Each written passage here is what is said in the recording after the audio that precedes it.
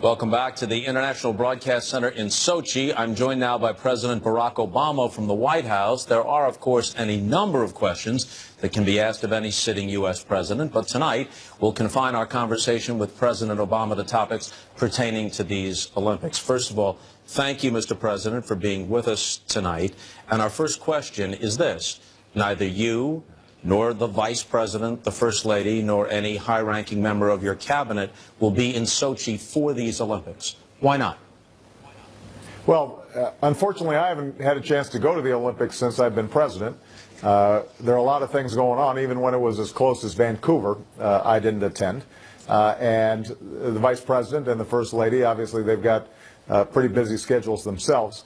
But we're sending a wonderful delegation headed up by Brian Boitano. Billie Jean King, unfortunately, has a family illness that she's got to attend to. But Janet Napolitano, our former Secretary of the Department of Homeland Security. So we've got wonderful Americans representing us. And the truth is, Bob, that the folks that people are actually interested in seeing at the Olympics are incredible athletes. And we will be fielding the largest team ever.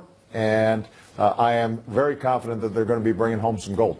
As you said, Billie Jean King, recognizable and outspoken figure, would have been there had she not been forced to withdraw at the last minute because of her mother's illness. But you are sending openly gay athletes like Caitlin Cahow and Brian Boitano as part of the delegation. It's hard to miss the message that's being sent there. Well, there's no doubt that we wanted to make very clear that we do not abide by discrimination in any forms, including discrimination on the basis of sexual orientation. And one of the wonderful things about the Olympics is that you are judged by your merit, how good you are, regardless of where you come from, what you look like, who you love.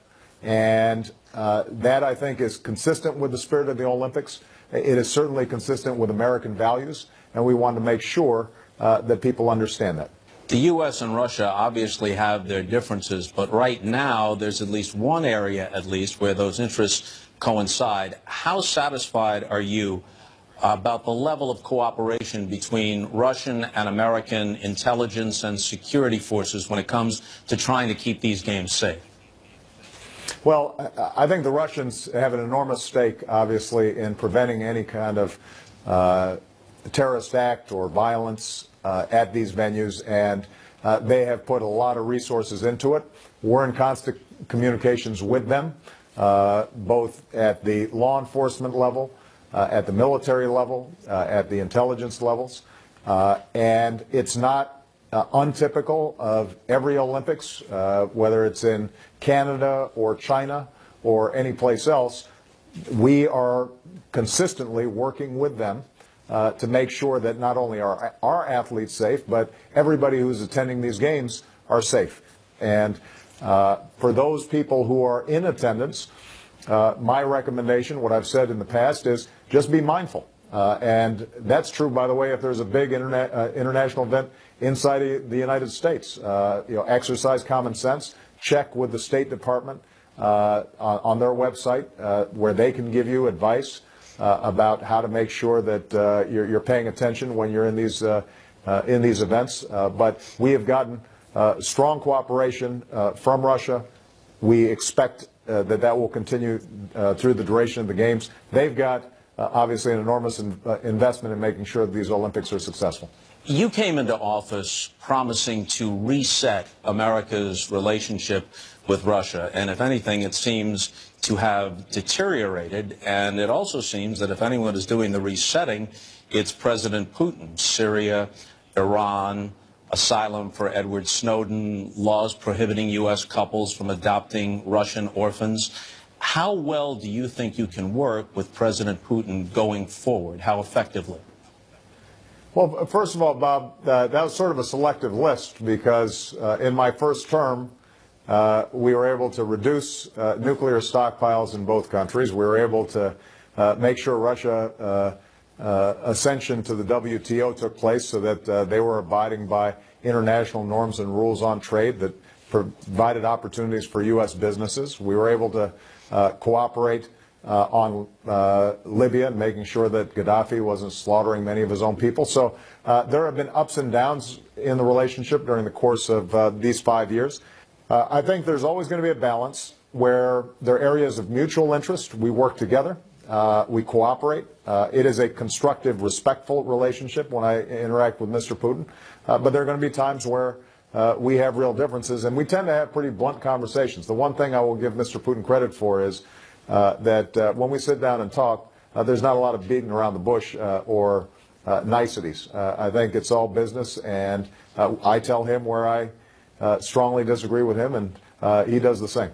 Well, you just answered my following question, at least in part, but most people perceive your relationship with the Russian president, this might be the right adjective, this being the Winter Olympics, they perceive it as being icy. How would you characterize your relationship with President Putin?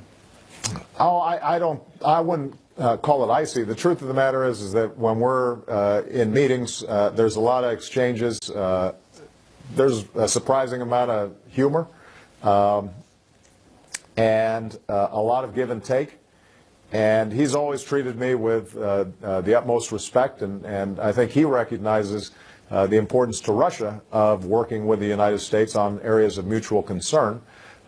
He does have a public style where he likes to sit back and look a little bored during the course of joint interviews, and I think that's where some of these perceptions come up.